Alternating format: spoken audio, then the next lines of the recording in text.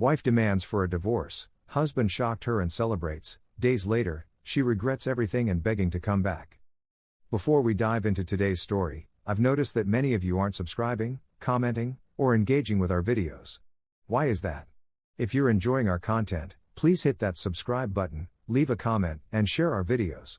Your support motivates us to keep bringing you more interesting Reddit stories and helps us work even harder to improve. I hope you understand, and now, let's get into the story. Hey Reddit. It all started on a random Tuesday evening. My wife turned to me, looking calm but distant, and dropped the bomb: I want a divorce. No tears, no shouting, no explanation. Just those 4 words, like a punch to the gut. I sat there, stunned for a moment. But then, something strange happened. Relief flooded through me. I didn't feel devastated. I didn't feel angry. I felt free. Let me explain. Our marriage had been on life support for years. I had tried everything. I took her out to fancy dinners, I planned getaways, I suggested therapy, I did all the right things. But it was like she was checked out emotionally. She was always distant, unresponsive, and downright cold. It felt like I was constantly walking on eggshells, trying not to upset her, but nothing was working. For a while, I blamed myself. Maybe I'm not doing enough, I thought. Maybe she just doesn't love me anymore. Nee spent months questioning everything: my worth, my efforts, my future. But when she said she wanted a divorce, a strange peace washed over me. I realized that I wasn't the one holding this marriage together anymore. Maybe I had been the problem too, by sticking around and letting things get this bad. So, instead of pleading or begging, like she probably expected me to, I looked her in the eye and calmly said, "All right, if that's what you want." I could see the shock on her face. She had probably prepared for me to beg her to stay, to promise I'd change, to try and convince her otherwise. But I didn't. I was done. The next few days were a whirlwind of emotions. For the first time in years, I felt like I could breathe. I wasn't waking up to her cold silences or passive-aggressive comments. The house was quiet. I didn't have to tiptoe around trying to figure out how to please her. It was just peace. I started focusing on myself for once. I went back to the gym, something I had neglected for ages. I picked up old hobbies I'd abandoned: painting, reading, even cooking.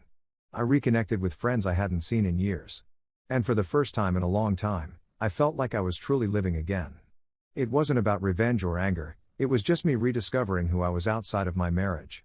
Meanwhile, my wife was calling, texting, emailing. I could tell she wasn't handling the situation well. The first few messages were calm. She said she just needed space, that maybe this was for the best. But as the days passed, the tone started to change. The texts became desperate. "I miss you," she'd write. "I don't want to lose you." But I didn't respond. I wasn't going to be the guy who fell for that again. Then, about a week later, she showed up at the house unannounced. She was standing at the door, looking nervous, unsure of what to say. Her face was pale, and her eyes were red. She tried to act casual, but it was obvious she had been crying. She said she wanted to talk, to figure things out. "Why did you let me go so easily?" she asked. That question hit me harder than I expected. In her mind, I was supposed to fall apart, beg her to stay, promise I'd change. I wasn't supposed to let her go. But I had changed. I had learned the hard way that trying to make someone love you when they don't is a losing battle. "I didn't let you go easily," I told her. "I just realized that I don't need to beg for your love. I've been doing that for years, and I'm done." She looked shocked, almost offended. "You're just giving up on us?" she said, her voice shaking. "No," I replied. "I'm giving up on trying to fix something that isn't broken. I'm broken, and I need to fix me, not us." She stood there, silent for a moment, and I could tell she was processing what I said. It wasn't the reaction she was expecting. She tried to apologize, to tell me that she had been stressed or distracted and that she didn't mean to hurt me. But I had heard it all before. Words were easy. Actions weren't. She came back a few days later, this time with dinner in hand. She had cooked my favorite meal, hoping that maybe it would melt my resolve. She admitted that she had been seeing a counselor and working through some of her issues. She even apologized for taking me for granted, for not seeing how much I had done for her. But I wasn't interested in the old version of us. The one where I was constantly trying to please her, chasing after her affection while she remained indifferent. That guy was gone. I told her, "I've moved on. Not from you, but from the version of myself that was always trying to fix this marriage. I can't go back to that place. I'm finally free." She left that night, looking defeated. I didn't hear from her for a couple of days, and for the first time in years, I didn't worry. I didn't wonder where she was or what she was thinking. I was at peace. Then, a few days later, she texted me again, asking if we could talk. By now, I was well into my new routine, working out, hanging out with friends, doing things I loved. I didn't need her approval anymore. I didn't need her to be happy. I was already happy without her. When she arrived at my door the next time, her face was different. She wasn't angry or upset.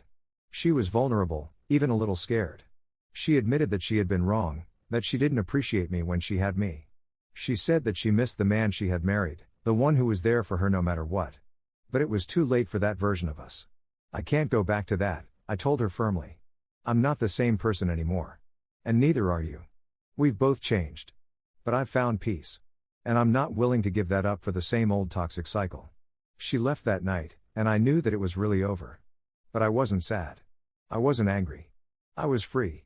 Free from the emotional games, free from the constant questioning of my worth. And most of all, I was free to live my life for myself.